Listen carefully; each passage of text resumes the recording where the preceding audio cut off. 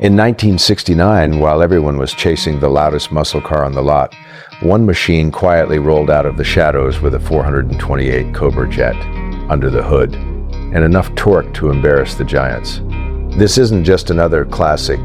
This is the 1969 Mercury Cyclone, CJ, the muscle car they hoped you'd forget but never could. What's up, everyone? Welcome back to the channel. If you're into rare American muscle, big block thunder, and cars that most people have heard of but very few have actually seen in person, you're in the right place. Before we dive into today's automotive royalty, make sure you hit that subscribe button and turn on notifications, because we bring you the rare, the legendary, and the brutally powerful machines that shaped performance history. Today we're stepping into 1969, the height of the muscle car wars.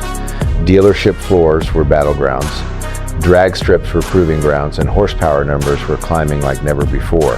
And standing tall in that golden era was a car that didn't shout for attention like some of its rivals. It simply showed up and dominated. This is the 1969 Mercury Cyclone, CJ.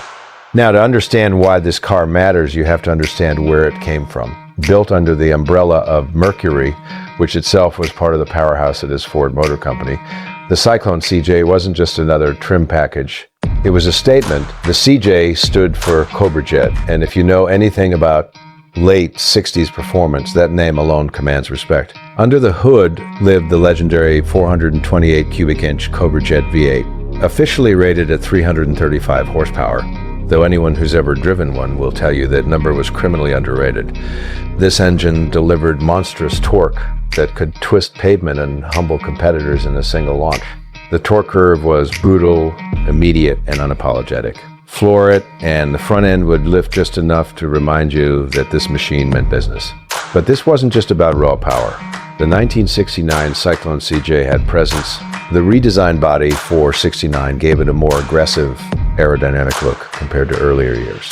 The split grille, the sculpted hood lines, and the bold stance made it clear that this was not your average mid-size coupe.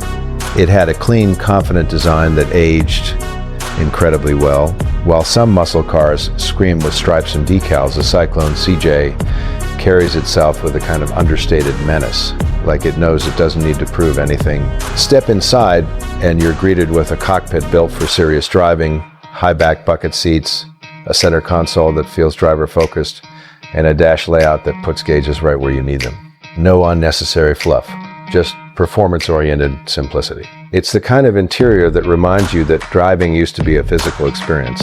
No touchscreens, no digital distractions, just you, the wheel, the shifter, and 428 cubic inches waiting for instructions. And let's talk about the transmission options. Buyers could pair that Cobra Jet engine with a close ratio 4-speed manual for full control, or opt for the heavy-duty automatic for consistent drag strip performance. Either way, this car was engineered to handle serious abuse. The suspension setup, reinforced components, and performance gearing made it more than capable of holding its own against the big names of the era. Speaking of big names, the Cyclone CJ often lived in the shadow of more famous siblings like the Mustang. But that's exactly what makes it so special today. While everyone else chased the obvious icons, the Mercury Cyclone CJ quietly built a reputation among those who truly understood performance. It wasn't about mass appeal, it was about credibility. Production numbers were relatively low compared to mainstream muscle cars, which means surviving examples today are highly sought after. Collectors know the value, enthusiasts respect the rarity, and when one rolls into a car show or auction, it doesn't just blend in. It commands attention from those who recognize what they're looking at. On the drag strip, the 1969 Cyclone CJ was no joke. With the right setup, these cars were capable of low 13-second quarter-mile times straight from the factory, and with minor tuning even quicker.